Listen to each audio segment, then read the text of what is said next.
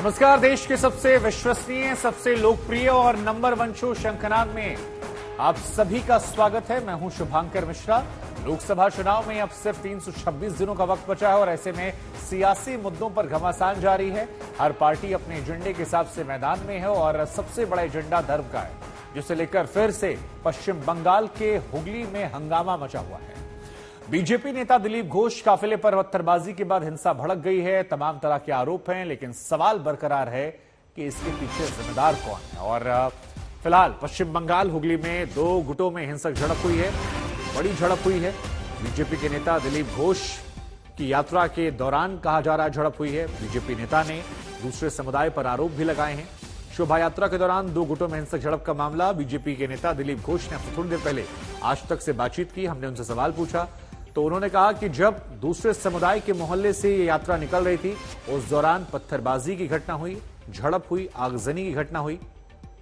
क्या सच्चाई वो पुलिस प्रशासन के आधिकारिक बयान के बाद साफ होगी? पुलिस प्रशासन की तरफ से अब तक कोई भी आधिकारिक बयान इस पूरे मामले को लेकर नहीं सामने आया, लेकिन बीजेपी कह रही है कि सुरक्षा व्यवस्था का मामला राज्य सरकार का है और राज्य सरकार जानबूझकर एक वर्ग को खुश करने के लिए ढील दे रही है, जिसकी वजह से तनाव की स्थिति जो है वो बढ़ गई है।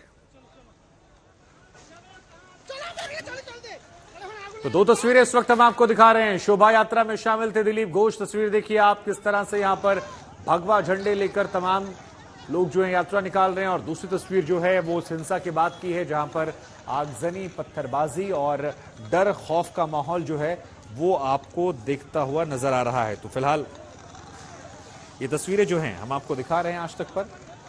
हालांकि इस पूरे मामले को लेकर पुलिस प्रशासन ने अब तक आधिकारिक तौर पर कुछ भी नहीं कहा है और हमें इंतजार है कि पुलिस प्रशासन क्या कहता है इस मामले को लेकर।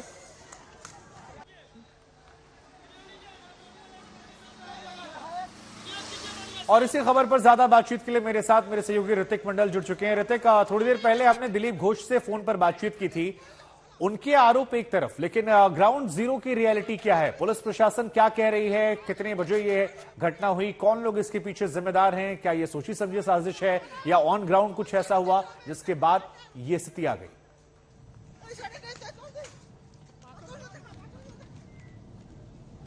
देखिए शुभंकर, पहले तो बता दें कि हावड़ा में फैली हिंसा धीरे धीरे स्वाभाविक हो रहा था। इस बीच एक नया फ्रेश वायलेंस का खबर फिलहाल हावड़ा के सटे और एक डिस्ट्रिक्ट यानी हुगली से आ रहा है। आपको बता दें कि ये जो रैली रामनवमी का शोभा यात्रा जो है इस बार भारतीय जनता पार्टी की तरफ से बुलाया गया था और ये पहले से ही बता दिया गया था कि दिलीप घोष आज उस जो सेलिब्रेशन है रामनवमी के दौरान उसमें शरीक होंगे। हालांकि इस दौरान बंगाल में कई जगह रामनवमी का जो सेलिब्रेशन है वो चल रहा है। जो खबरें हमें मिल पा रही है कि आज शाम को जैसे दिलीप घोष रिक्शा वाले उस हुगली के उस रैली में वो वहां पर हिस्सा लिए, तो जैसे वो रैली धीरे धीरे आगे बढ़ रहा था, शोभा यात्रा आगे बढ़ी, तो जिन मुस्लिम प्रभावित इलाकों से जैसे वो जो शोभा यात्रा है जब वहां से गुजर रहा था, आरोप है कि तब उस पर पथराव किए गए और उसके फौरन बाद वहां पर और भी जो है हिंसा भड़क गई। हमने विजुअल्स हम देख रहे हैं कि वहां पर फिलहाल जो मौजूदा हालात में बताया जा रहा है कि काफी सारे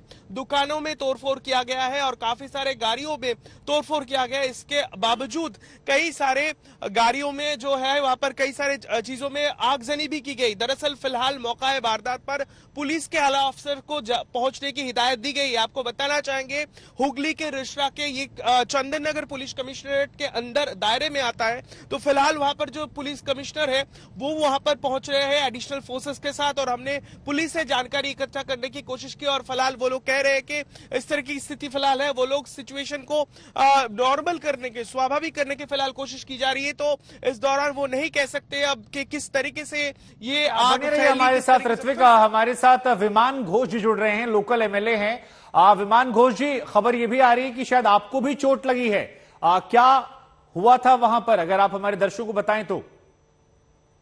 हमारे शोभा यात्रा निकल चुके थे, तो जब शोभा यात्रा आगे जाकर मुस्लिम मोहल्लों से गुजर रहे थे, तब उधर से ईट पाटकेल और बम ऐसा कुछ चीज फेंक रहा था कुछ लोग। तो पुलिस ने कुछ नहीं किया है।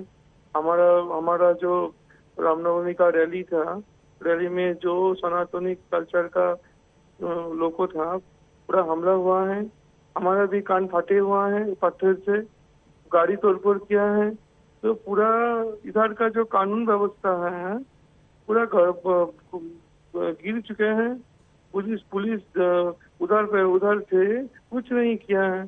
ये चोटिल घायल हो गया है कभी सब। तो परिस्थिति बहुत खराब है इधर का। और बंगाल का परिस्थिति भी बहुत खराब है। पिछले 2 दिन पहले हावड़ा का परिस्थिति आपने देखा है, अब सब लोगों ने, पूरा देश ने देखा है। आज भी रिश्ता का परिस्थिति देखिए, करंट तो एक लोग तो घर घुस कर मार रहे हैं।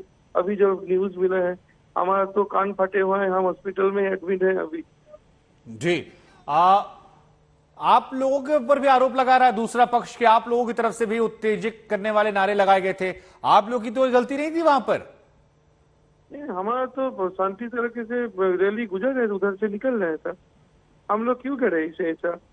वो लोग तो उस मोहल्ला से ईट पाट के फेंके थे पहले, तो हम लोग क्यों करेंगे ऐसे? हम लोग तो पूरा शहर में रैली घुमा दिया थे। हमारे साथ सुकांता मजुमदार जी भी जुड़ गए हैं। सर, ये तस्वीरें लगातार हम दिखा रहे हैं। हुगली में 2 गुटों में हिंसक झड़प हुई है। आपके एक एमएलए भी हैं जो घायल हैं, अस्पताल में भर्ती हैं, बातचीत चल रही थी। इस पूरी घटना को लेकर बीजेपी का किस स्टैंड क्या है सर? अब देखिए, रामनवमी की जुलूस तो सरकारी हुगली जिला उसका रिश्ला म्यूनिसिपैलिटी में चल रहा था। तब मस्जिद के सामने से जब जुलूस निकल रहा था, मस्जिद पे हमला किया गया, पत्थर ईंटे फेंका गया, बम चार्ज किया गया। गाड़ी के सामने, हमारे पार्टी की गाड़ी के सामने ही बम गिरा और गाड़ियों की तोड़फोड़ करी गई। हमारे विधायक विमान घोष वो पूरी तरीके से इंजर्ड है, दिल्ली तरीके से बच गए। लेकिन ये जो हिंसा का वातावरण है, पुलिस वहाँ पे खड़ी देख रही थी। पुलिस को पूरी तरीके से ममता बनर्जी से इंस्ट्रक्शन था कि कुछ नहीं करना है, जैसे चल रहा है चलने दो, हिंदुओं को मार खाने दो, रामनवमी का जुलूस ध्वस्त होने दो।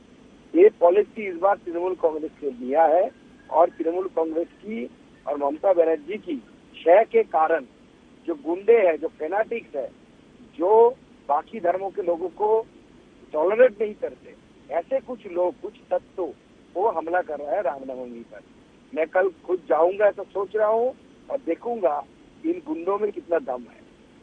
जी, यहां से आगे क्या कदम उठाने वाले हैं सर आप लोग? अब पॉलिटिकल अगर स्टैंड की बात की जाए, मैं गृह मंत्री जी को पूरी चीजें लिखकर इसका एनआईए इन्वेस्टिगेशन के लिए लिखूंगा, क्योंकि जब भी कहीं पे बम विस्फोट होता है उसका एनआईए का दायरा है। एनआईए चाहे तो ले सकता है इन्वेस्टिगेशन। तो मैं उनको चिट्ठी लिख रहा हूँ कि एनआईए इन्वेस्टिगेशन हो इसका। जी, आप लोगों को सर इस यात्रा की परमिशन मिली थी, इस रूट की, जिस रूट पर आप लोग जा रहे थे? देखिए, बीजेपी तो परमिशन, इस विषय में बीजेपी इसका आयोजन नहीं करती। ये पूरी तरीके से रामनवमी जो कमेटी होती है वो लोग करते हैं। जनरली विश्व हिंदू परिषद, हिंदू जागरण मंच या कोई सामाजिक संस्था, दूसरी कोई सामाजिक संस्था, उनका ये काम होता, ये आयोजन होता है। हम सिर्फ पार्टिसिपेट करते हैं। जहाँ तक मुझे मालूम है कि उन लोगों ने परमिशन के लिए अप्लाई किया था। बाकी आप लोगों को आने वाले समय में मैं बता दूंगा। जी, आप लोगों ने क्या पुलिस प्रशासन से कहा था कि ये मतलब ये इलाका, या पुलिस ने आपसे कहा था कि ये इलाका सेंसिटिव है? ऐसी कोई संवाद इस रैली के दौरान पुलिस प्रशासन से हुई थी या पुलिस की मौजूदगी थी जिस वक्त ये घटना हुई? पुलिस पूरी तरीके से मस्जिद के सामने खड़ी हुई थी, जैसे हर जगह होती है। जी, पुलिस खड़ी हुई थी, पुलिस के सामने हुआ। और ये सब चीजें प्री प्लान है, क्योंकि इतना पत्थर आपको कैसे मिलेगा सडनली? अब इतना पत्थर कैसे फेंक सकते हैं? बम कैसे मिलेगा आपको? बम क्या रास्ते में ऐसे खिलौने जैसे दिखता है क्या? मतलब it is totally pre planned है। और प्री प्लान्ड ही था और पूरी तरीके से पुलिस को पता था कि ऐसा होने वाला है, क्योंकि it is pre planned. Mamata Banerjee ऐसी करा रही है और टीएमसी करा रही है। जी, आपके कितने लोग हैं चोटिल हुए हैं सर? देखिए, अभी तक हमारे विधायक के बारे में पता चला जो गंभीर रूप से घायल हुए, और भी बहुत सारे लोग अभी तक संख्या नहीं मिला। कम से कम 30 से 40, कम से कम संख्या अभी तक हमारे पास आया। बहुत सारे लोग अभी तक लापता है। तो किस तरफ गए? अपना घर लौट गए कि उसी में फंसे हुए हैं, हमें पता नहीं। ठीक है, आपका बहुत बहुत शुक्रिया। तो आप बीजेपी प्रदेश अध्यक्ष सुन रहे थे, जो कई तरह के आरोप ममता बनर्जी की सरकार वहां की पुलिस पर लगा रहे थे, भेदभाव की कार्रवाई की बात कर रहे थे। हालांकि ये स्पष्ट नहीं किया कि उन्हें परमिशन मिली थी या नहीं मिली थी। उन्होंने कहा इस बारे में पता किया जाएगा, लेकिन ये कहा कि उन्हें लगता है कि ये सब कुछ प्री प्लान था, क्योंकि इतनी बड़ी संख्या में पत्थर कहां से आ गए और जिस तरह से हमला हुआ ये दुर्भाग्यपूर्ण है। 30 से 40 लोगों के घायल होने की बात वो कर रहे थे। लेकिन फिलहाल दो तस्वीरें हम आपको दिखा रहे हैं। शोभा यात्रा में शामिल हुए थे दिलीप घोष और पश्चिम बंगाल के हुगली में दो गुटों में हिंसक झड़प की तस्वीरें। दो तस्वीरें फिलहाल आपकी टीवी स्क्रीन पर। महत्वपूर्ण तस्वीरें हो जाती हैं क्योंकि बिहार से लेकर बंगाल तक शोभा यात्रा में हंगामे की खबरें, हंगामे की तस्वीरें राज्य सरकारों और वहां की पुलिस प्रशासन की चौकसी व्यवस्था पर सवाल खड़े करती हैं। ऋतिक हमारे साथ लगातार बने हुए हैं। ऋतिक, आपने सुना उस विधायक को भी जो चोटिल हुए हैं और बीजेपी के प्रदेश अध्यक्ष को भी। आप कुछ कमेंट करना चाहेंगे इन बातों को सुनने के बाद? हाँ।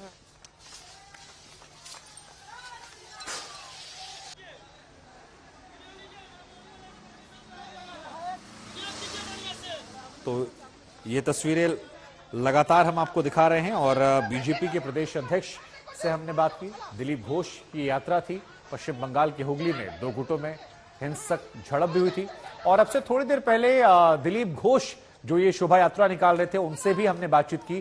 क्या कुछ उनका कहना है आपको सुनाते हैं। दिलीप घोष जी, शोभा यात्रा के दौरान क्या कुछ हुआ था?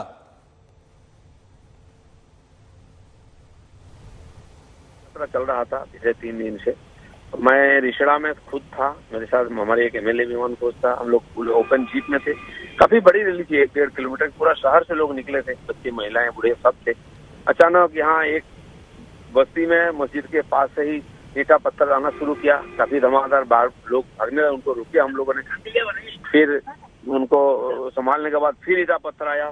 पुलिस भी हमारी तरफ ही टीयर गैस फेंकने लगी, बम के भी आवाज आई, मेरे गाड़ी के सामने आया। मैं अभी भी आसपास ही हूँ, लेकिन काफी लोग तितर बितर हो गए हैं। कई लोगों का सर फूटा है, हमारे एमएलए को चोट लगा है और अफरा तफरी है। काफी शहर के लोग इधर उधर हो गए, दोनों 3 तरफ से बांट गए हैं। तो इस प्रकार काफी टेंशन है। इस प्रतिक्रिया में कुछ लोग रास्ता में आग जलाना शुरू कर दिए हैं, हम भी फंस गए थे। जी, आपने आरोप लगाया कि दूसरे समुदाय के लोग थे जिन्होंने किया। आपको क्यों लगता है ऐसा सर? उसी मोहल्ला से ही शुरू हुआ ना, मस्जिद के पास से ही, तभी तो ये बात आती है। पिछले दिनों हावड़ा में जो हुआ था वही है। मुझे लग रहा है कि ये समुदाय को उकसाया जा रहा है कि इस प्रकार घटना घटाए, इससे यहाँ की जो सरकार में पार्टी है उनको राजनीतिक लाभ मिले। जी, पिछले दिनों से बंगाल में लगातार कुछ ऐसा हो रहा है जो अच्छी खबर लेकर नहीं आ रहा है, अच्छी छवि नहीं बना रहा है। टीएमसी आप लोगों पर आरोप लगाती है कि आप लोग माहौल बिगाड़ रहे हैं, आप लोग कह रहे हैं कि टीएमसी पर। तो फिर ये घटनाएं क्यों हो रही हैं सर? पॉलिटिकल लग रहा है? देखिए, अभी जो घटना हो रही है कानून व्यवस्था की समस्या। कुछ दिन पहले बीरभूम में 8 महिला 2 बच्चों को जला दिया गया था। उसमें बीजेपी दूर दूर शंका लोगों परिवार का ही है और वो खुद बोलो तो हमारे लोग हैं। बीजेपी क्यों किस कर रहा है? वो किसी को भी मार सकते हैं, जला सकते हैं। कल परसों वहाँ नॉर्थ दिनाजपुर में आपस में गोली चली, 2 लोग शूट आउट होकर मर गए, उन्हीं के लोग हैं। तो ये भी क्या बीजेपी कर रहा है क्या? उनके लोगों को मार रहे हो, खुद बोल रहे हैं। और अभी तो ये जो रामनवमी का शोभा यात्रा सालों से हो रहा है, कभी उत्साह के साथ होता है, इस बार जानबूझकर सब जगह कुछ ना कुछ टेंशन किया जा रहा है। मुझे लगता है जो जैसे कि संख्यालघु वोट टीएमसी से खिसक रही है, उनको लग रहा है कि उनको हाथ में लाने के दूसरा कोई रास्ता नहीं है, इसलिए टेंशन पैदा करो। जी, कितना नुकसान सर हुआ है? क्या क्या नुकसान हुआ, अगर आप एक बार बताएंगे तो दर्शक समझ पाएगा थोड़ा। नुकसान तो जब वहाँ जाएगा कोई देखेगा ना। अभी तो हम भी इधर बाहर हैं, लगभग आधा 1 किलोमीटर इलाका में। इधर देखो तो अभी भी टेंशन है, वहाँ कोई नहीं है, कहीं आग जल रहा है, कोई बदलावबाजी हो रही है। और अब बात कर लेते हैं बिहार की बंगाल के बाद, क्योंकि बिहार में फिलहाल आरएएफ का मार्च हो रहा है और बड़ी जानकारी आई है। स्थिति जो है वो बंगाल और बिहार दोनों में कमोबेश एक जैसी है, लेकिन बिहार शरीफ में फिलहाल रैपिड एक्शन फोर्स का मार्च हो रहा है, फ्लैग मार्च। कल भी फ्लैग मार्च हुआ था। बिहार पुलिस ये दावा कर रही है कि स्थिति जो है वो पूरी तरह से काबू में है, हालात कंट्रोल में है और यहां पर 109 लोगों की गिरफ्तारी कर ली गई है। आगे भी गिरफ्तारियां की जाएंगी, जो दोषी होंगे उन पर कठोर एक्शन होगा। अभी तक बिहार शरीफ में जो कुछ चल रहा था, जिस तरीके से स्थिति नियंत्रण से बाहर हो रही थी, उसमें बहुत जरूरत महसूस हो रही थी केंद्रीय सुरक्षा बलों की। और ऐसे में रैपिड एक्शन फोर्स के इन जवानों का यहाँ पर आना लोगों के लिए एक बहुत भरोसा बढ़ाने वाला कदम है। यहाँ पर आप रैपिड एक्शन फोर्स के जवानों को, जिसमें जो महिला फोर्स है वो भी है और पुरुष जो जवान है वो भी है, ये सब उन गलियों में भी घुस रहे हैं जहां पर संकरी गलियां बताई जाती हैं और बहुत ज्यादा सुरक्षा बल अभी तक वहां पर प्रवेश नहीं कर रहे थे। लेकिन 2 दिन से अनियंत्रित हिंसा और अब क्या ये फ्लैग मार्च जो है, जो यहां पर किया जा रहा है, क्योंकि अंधेरा होने के बाद जिस तरह की आशंकाएं रहती हैं वो कम से कम न रहे। लोगों को अपने अपने घरों में रहने की हिदायत दी जा रही है और किसी भी तरह की हिंसा को बर्दाश्त नहीं किया जाएगा। कैमरा पर्सन सैयद मोहसिन के साथ श्वेता सिंह, बिहार शरीफ, आज तक। इधर रामनवमी की शोभा यात्रा के दौरान बिहार के 2 जिलों में हिंसा फिलहाल काबू में है, लेकिन सियासत जो है वो भड़की हुई है। बीजेपी के निशाने पर मुख्यमंत्री नीतीश कुमार हैं और सवाल प्रदेश की कानून व्यवस्था को लेकर उठाया जा रहा है। बिहार के दौरे पर पहुंचे गृह मंत्री अमित शाह ने 2 जिलों में हिंसा के बहाने महागठबंधन सरकार पर जमकर निशाना साधा।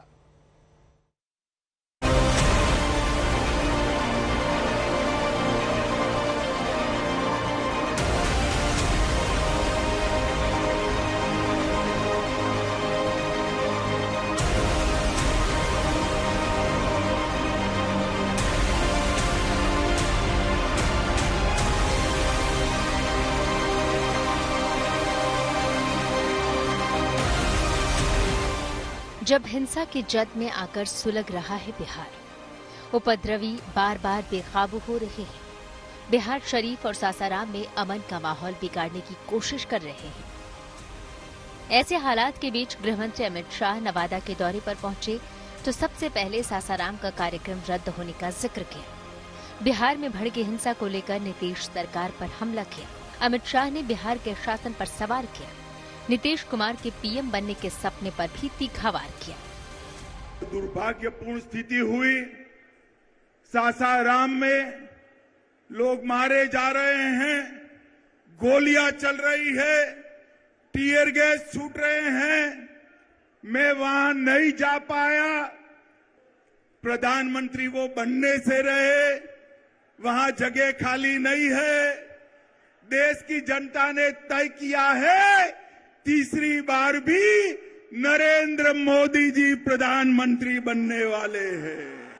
नीतीश बाबू को फिर से भाजपा एनडीए में लेगी तो मैं बिहार की जनता को स्पष्ट कह देना चाहता हूं और लल्लन बाबू को भी स्पष्ट कहना चाहता हूं, आप लोगों के लिए भाजपा के दरवाजे हमेशा के लिए बंद हो चुके हैं।